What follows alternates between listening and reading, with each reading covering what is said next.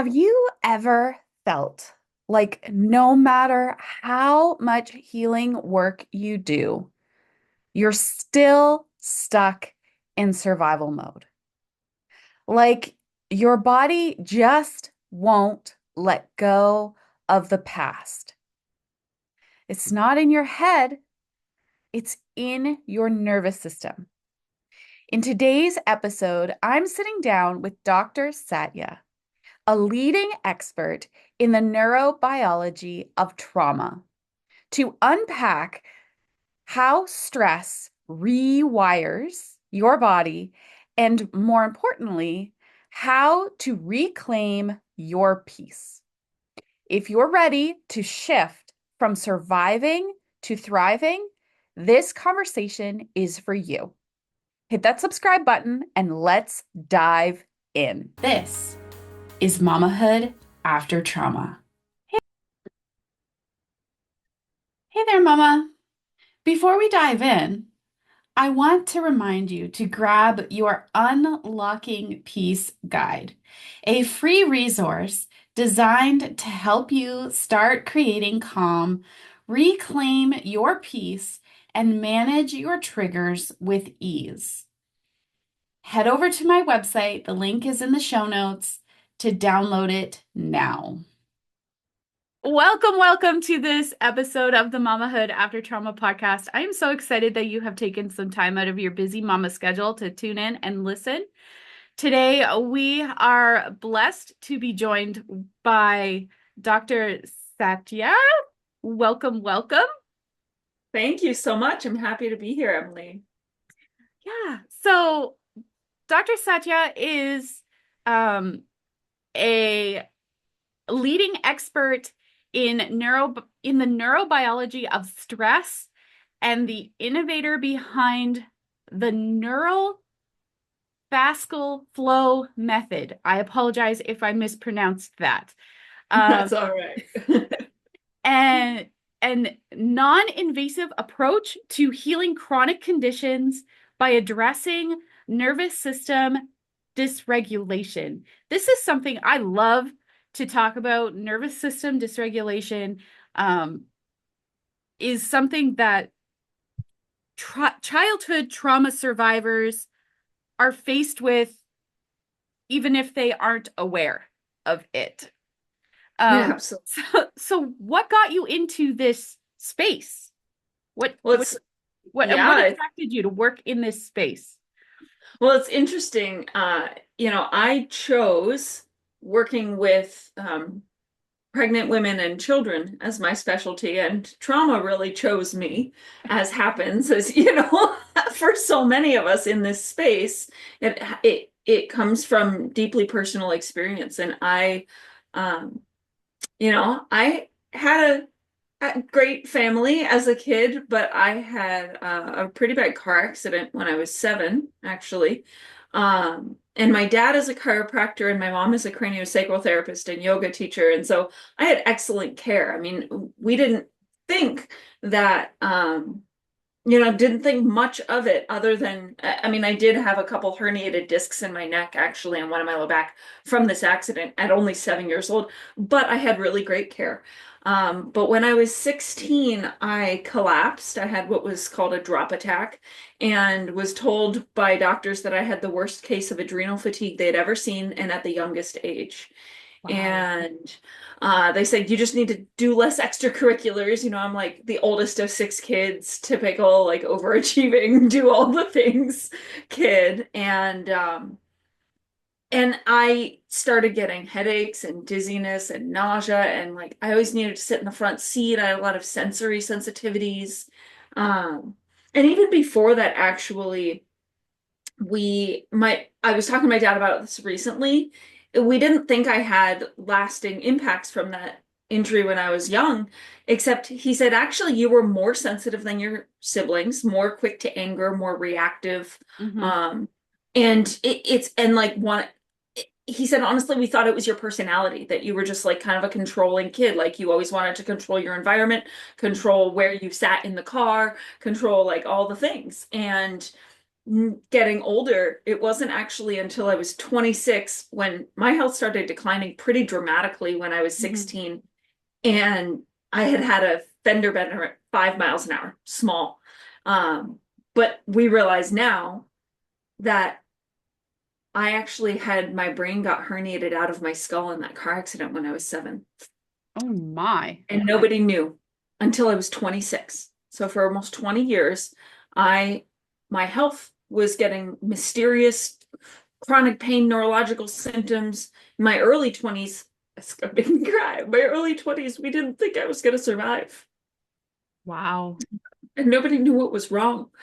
And, I had all sorts of different, diagnoses thrown out there. Maybe I have Mhm. multiple sclerosis, maybe schizophrenia, because I had all these hallucinations, like, and sensory stuff. Maybe I had PTSD, but nobody knew why. Like, it was just really weird what I had going Mhm. on. And what's interesting is I found out just a few months before I finished my doctoral degree in chiropractic. And so I had actually, like the overachiever I was, been doing my postdoc in prenatal and pediatric care, specializing in Mhm. sensory processing on the weekends, my postdoc while I was still in my doctoral program. So I was most of the way through that program at that point. And so even in my clinical residency, I was taking care of kids with really high needs, neurological Mhm. stuff going on, autism, dyslexia, schizophrenia, Tourette's. And so that was what I had chosen to specialize in, and also working a lot with pregnant women and the amount of stress that they were under and Mhm. how that affects birth outcomes, not just your experience of how Mhm. you feel, but labor and delivery, and then Mhm. even in the postpartum period, the depression, the mental health stuff. Yep. And the intersection of all of that, I was like, oh, these people I'm taking care of have so much in common with my symptoms having had brain trauma. And Mhm. that is really, I know this is a very long-winded answer, but that's really what led me into looking more at the nervous system dysregulation that happens. And it's so awesome. It's like so trendy now all over Instagram. Everyone's talking about nervous system dysregulation, but this was back when nobody was really paying much attention to it. And even in my chiropractic training, we looked mostly at just brain body signaling, like how the spine can affect nerve Mhm. signaling problems. And I said, well, okay, well, but the brain is in a distorted processing state and it's not broken, it's adaptive. It's the Mhm. right thing. Mhm. And that's something that there's so many people coming to me with all these different symptoms. Their kids have different stuff going on, they have different stuff going on. And I would say over 90% of it, I could link back to that the brain was just in this altered state of Yeah. survival mode versus its normal healing and thriving mode. Yeah. Yeah. Now we've come to understand that your nervous system impacts your gut health, which impacts Everything. everything, Literally everything. I mean, your brain, literally everything. like your nervous system is how your brain knows, like perceives the environment, decides, interprets the information, decides what it means, decides what to do about it, and sends the signals out to your body to respond. So literally our entire perception of and interaction with reality is mediated over the nervous system. And if your brain thinks that you're in danger, it's Mm-hmm. going to deprioritize digestion, deprioritize fertility and growth and development, and deprioritize fighting infections and cancer, and instead have hyperreactive allergic type responses. We're going to have more anxiety, more depression, less ability to understand other points of view. Compassion's Mm-hmm. neurologically suppressed. Mm-hmm. Because if you're busy being compassionate for a tiger, you wouldn't fight for your life. Like these are all normal things. Touche. These are the right thing. It's the right thing to have more anxiety. It's the right thing to have more hyperreactivity and hypersensitivity. It's just that we're not meant to stay in that mode for this months, and years that a lot of people do, decades even sometimes. And especially having gone through, forget all the other like childhood trauma, like the trauma of growing a baby and pushing it out, like That's traumatic. it's trauma also isn't only about emotions, right? Like No, no. there's physical trauma that I Mm-hmm. feel like, especially when we talk about, in the medical community, it's widely accepted and stated that anywhere between 80 to 95% of all health issues are related to stress. But Yep. most of the time people hear that and go, oh, emotional stress. And I'm like, no, but also Mhm. physical stress. Like if your body is holding tension anywhere in your body, whether it's from a major trauma like childbirth or a car accident, or from the micro trauma of being at your computer all day, or cute baby syndrome that you're always looking down at your baby, whether you're nursing or not, you're just like always hunched over the baby. That the physical micro trauma of that, all of those things make more stuck places in the body that Mhm. actually perpetuate an alarm signal in your brain. Even if you had a no emotional stress and you had a perfect diet and you slept exactly great, like Mhm. you have stuck places in the fascia and in the spine, in the joints, anywhere in the body, it's actually distorting signals and keeping your brain in an alarm mode. And that's the most overlooked thing that I Yeah. find Yes. is the structural component. It's Yes. totally being ignored, Mhm. except for by body workers who just say, this is stuck, let's move it, without paying attention to if your nervous system is actually ready to let go of a protective, defensive bracing thing. Yes, and I just said a million things. yeah, so let's break that down a little bit because when we talk about stress, as you said, we think emotional stress. But there are so many different types of stress. There's Mhm. physical stress, there's emotional stress, of course. There's There's the environmental chemistry. stress, there's Yeah.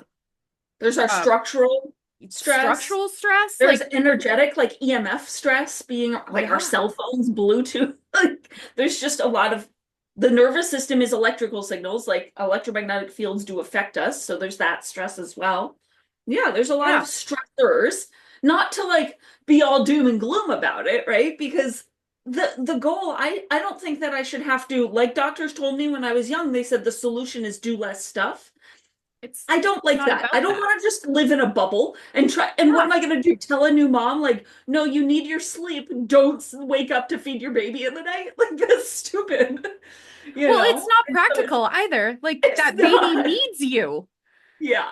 Yeah. I think it's really more about becoming more resilient to life's unavoidable and your chosen stressors. I think, Yeah, sure, gluten and sugar are inflammatory, but if I want a piece of pizza, I should be able to have it every once in a while without it totally knocking me off kilter, you know?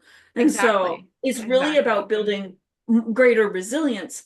And this neurostructural window through the fascia, I've actually found to be a powerful way to do that so that you're not just trying to live in a smaller and smaller bubble.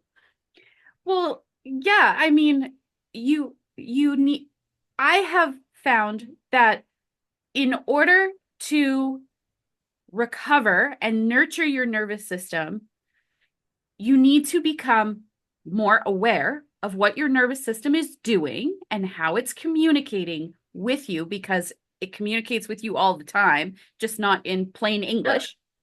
Um, Yeah, and also interestingly, the nervous system has, I think I've heard like 3 trillion bits of information per second. 3 yeah. trillion bits.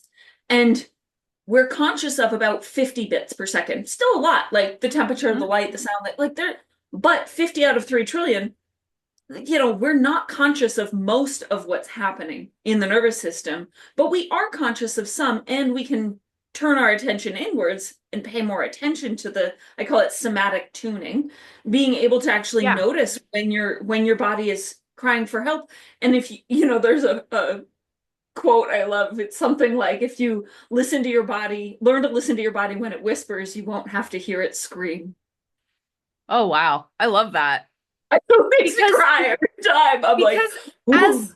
as childhood trauma survivors, we were conditioned to not tune inward, Yeah. And to just push through. push through, go Mhm. into that masculine energy of do, do, do, do, do, do, do, And yes, and also the feminine energy of take care of everyone around you and abandon yourself.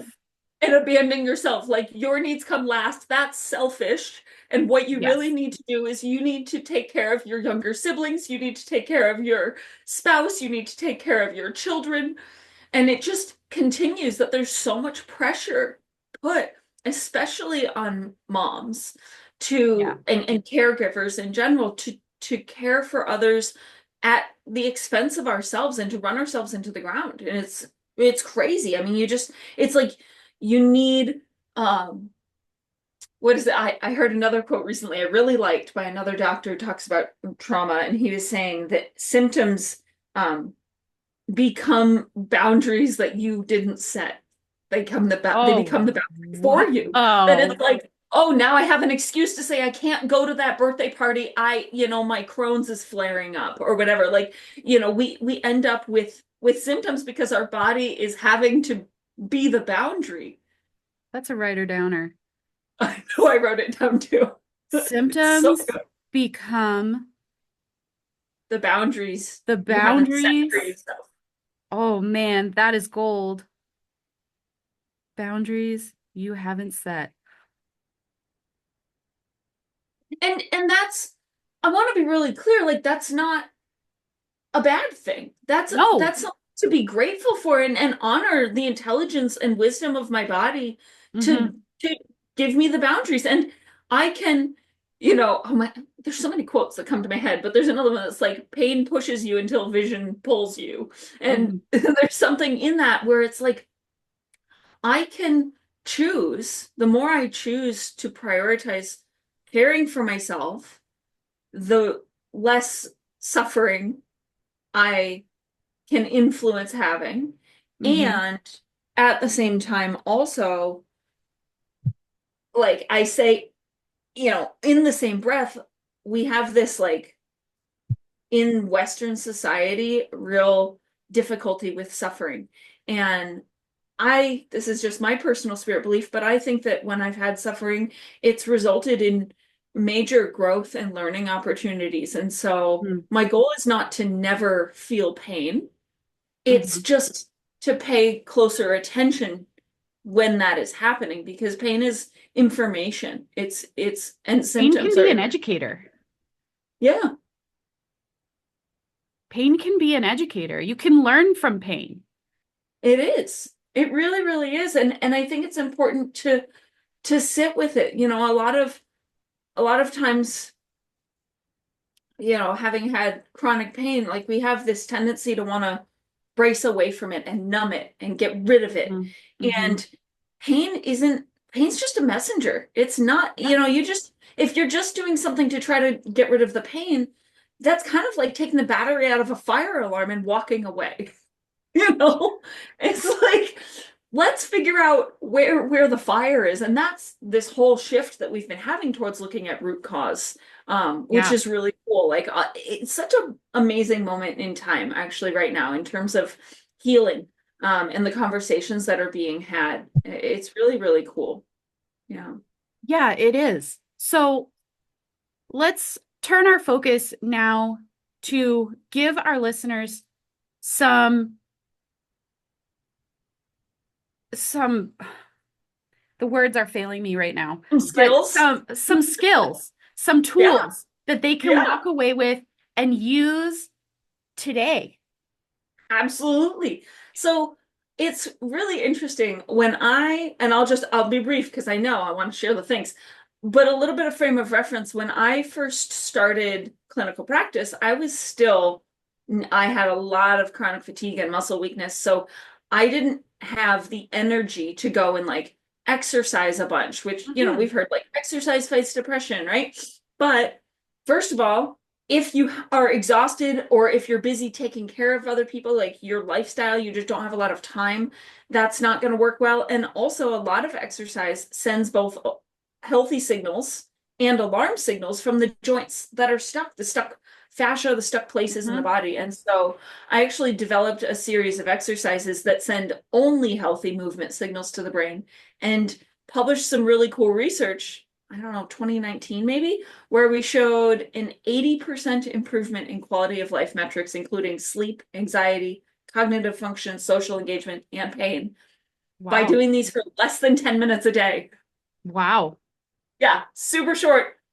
So I'll teach you two of my favorite practices. One of them, so the point is to feed the brain the calming signals that Hmm. happen when you move. Like if you smash your finger in the door, you want to shake it and squeeze it, right? Because both of those things, deep pressure and movement, send what's called proprioception signals to the brain. It's a kind of nerve signals. And it reduces pain and reduces the fight or flight response. And what happens is we get trapped in that fight or flight alarm mode in the brain because of all of the alarm signals going from Hmm. emotional stress, chemistry, but also the stuck places in your body. And so ultimately, you need to get better fluid motion in the body, loosen up the stuck places. That takes time because it needs to be done in a way that is like partnering with the body, not trying to force it and tear it open. That's like taking away crutches from somebody when they still have a sprained ankle. Like that's why a lot of massage and PT and chiropractic can actually cause more nervous system dysregulation. So that's a longer term process. But what you can do in the meantime is feed your brain, like taking a supplement, extra proprioceptive feedback. And so the first way you can do that is with what I call squeeze hugs, because it's like why a good hug feels good. And it's a global response. I'll show you on my arms, but you're basically gonna take your hand and with really broad, deep pressure, not claw fingers, broad pressure, give yourself deep squeezes. And I'm going to include the joints of my hand as well as my wrist and the soft tissue. This is not like a massage. It's literally just like a reassuring hug, basically. It's very deep pressure and you're just going to move up and down your arms, um, pressing for like a second or two and then move with this wave-like broad motion. And you'll notice that my voice tone dropped and slowed down. I didn't do that on purpose. That's how fast I was getting all buzzy and excited talking about the things. But this is how fast my nervous system just shifted out of that Wow. buzzy space. And so this is a really cool thing that you can do. Um, if you start to get wound up or if your kid is getting wound up, but you can also do it before you're going into a situation that might be stressful, like a difficult conversation, for Hmm. example, or before you go into, when you're in labor, before you're going to have a Hmm. baby, or before you're going to go into a meeting where you really need your brain function to be on point. You can do this for just a minute or two, feed your brain a bunch of extra proprioceptive feedback. And it's a powerful way to help nervous system regulation. It will be temporary until you can reduce the stress signals and Hmm. get more joint and soft tissue articulation in the body. Because normally, if all of the things in your body are articulating fluidly, then when you just move around in your life, your brain gets fed a lot of this proprioceptive feedback. But until you get all of that fluidity back, supplementing with proprioception like this is a really powerful tool. And you can do it on feet, legs. Like I'll walk my palms of my hands across my chest, my rib cage like this. You can even play with if it feels good on your head. But if there's any place that hurts, just skip it because it's a global response. So it doesn't matter where on the body you do it. And it's a really easy thing. Like I've done this with kids with colic, that babies that wouldn't go to sleep, and mom gives them some squeeze hugs and they will go to sleep, or they're having trouble Wow. latching because they're really worked up trying to nurse. And you can give them some squeeze hugs, especially on their feet is a really good spot. Um, so there's that practice. And then another one for getting more fluidity is there's a couple different ways you can do this. And I'll show you. It's kind of like moving like your seaweed underwater. So I'm trying to just get these sideways waves through the Hmm. spine from the bottom all the way to the top where I actually let my head complete the wave. But I want to do it super small, and it might even be like barely perceptible because it's the number of joints articulating that matters, not how big you do it. And if you do it too big, you might run into stuck places and send alarm signals. So this is one of these, I call them seaweed flow exercises that sends only proprioceptive feedback to the brain if you do it super small and light, like you're underwater. Now, if Become the you do it a seaweed. little bit, huh? Become the seaweed. Become the seaweed. That's right. You might notice that the rib cage It's like you can articulate through the lower spine, and then from like your sternum to your belly kind of wants to move as a single unit, and then your head wants to flop, especially if you go a little bit bigger. Don't let that happen. If you notice that, that's really common because the rib cage gets really gluey to itself. The fascia between the ribs is actually trying to protect your vital organs if you've had a lot of stress for a long time. Trauma can absolutely make your rib cage turn into basically armor. But what happens is now you can't breathe as easily. So because your rib cage won't expand to breathe, you end up using unconsciously what are called accessory breathing muscles that lift your whole rib cage up to get the pressure gradient so your lungs can expand. That means you're going to have chronic neck tension, and all the massage and chiropractic and PT in the world won't loosen it up for more than a short time because your brain says, no, I need those muscles tight. They're doing something important. I'm breathing with them. And also, if Mhm. your rib cage isn't moving fluidly and your neck is flopping, then your brain wants to make more muscle spasms around the neck to Mhm. protect it. So the solution is actually about loosening the fascia in the rib cage. But there's a lot I usually don't teach that in like these short things because it's often related to fascial adhesions and tension lower in the body, and you kind Mhm. of have to work it. So if anybody wants a resource for that, I actually have an online platform because I was so tired of people having to like travel to come and see me when you can do most of this yourself. So, I'm happy to share that resource if anyone wants it. But in the meantime, you can do these side seaweeds and you can play with making them even a little bit bigger and trying to keep the articulation where instead of feeling like I'm just floating underwater, now it's almost like I'm moving like I'm made of cool molasses or saltwater taffy, where I'm essentially contracting all my muscles like 5% as I move. And that actually can release some of the fascia adhesions. But you want to be really gentle, like water wearing down rock, not like pushing hard through stuck places. You want to go lighter so that you keep the fluidity of the motion. And repetition is your friend. Yeah. So Yes. those are some things to try. How do they feel when you do them? What did you feel? Well, when I was doing the squeeze hugs, like I was excited from our conversation too, and it felt like a huge sigh. Like, Right? Yeah. It actually triggers that physiological sigh where you get that huge breath that like comes yeah. from within and you're like, ah. That's actually a thing that like like current neuroscientists like Andrew Huberman talk about doing the therapy or the physiological sigh on purpose. And even like ancient pranayama practices, breathing in India, they have that where they'll Yeah. like repeat that on purpose. But your body will automatically do it often when you do these fascia releases or other neurosomatic practices that help with nervous system dysregulation. It's really cool. Yeah. Those are really helpful. Thank you so much for sharing that. Yeah, totally.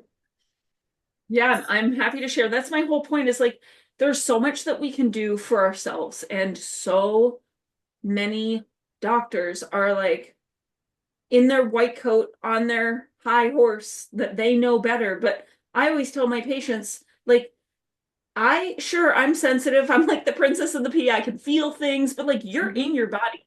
You know better than anyone else. And that's why I created all of the DIY practices I did. I was like, you know what? I don't need to do the majority. Like you can for yourself loosen up 50 to 70% of all the stuck places in your body without me. And then when you go see your massage therapist, your chiropractor, your PT, your osteopath, whatever, then you're actually getting a lot more for your money's worth because they can go deeper faster because you've already cleared the surface level stuff and it doesn't feel so traumatizing because there's exercises you can do before and after your sessions so that Yeah. it actually lasts instead of like doing the same thing over and over. Yeah. Yeah, I can I can resonate with that. Yeah. Um, so what is one thing that you would say to a mama listening who is new on her healing journey? What piece of advice or encouragement would you leave her with? Your body's ability to heal is far greater than you've probably been led to believe. and you're not broken. If you've ever held a brand new baby and looked and said, "Oh my God, this is a miracle. It went from a fertilized egg," it makes me cry, to millions of cells, trillions of cells that all know how to do their job without anyone telling them what to do, least of all a doctor. That that miracle, that same intelligence, you're still that same miracle. And even more so because you've lasted this long. And no matter what difficulty or pain or symptoms or trauma you're experiencing, that intelligence is still in you. And if you're religious, you can think about it like a piece of God in you. And if you're not, I don't care, it's still magic. And there is no doctor smarter than that intelligence. And rather than try to micromanage symptoms, whether it's with Western medicine or holistic, supplements. I'm not saying that those things don't have their place, they do, but rather than try to micromanage the process first, I could invite you to focus on activating your body's ability to heal itself, because when it's in alarm mode, it deprioritizes healing. And all of the red light therapy and foam rolling and supplements and injections and whatever you're trying to do isn't going to work as well Mm-hmm.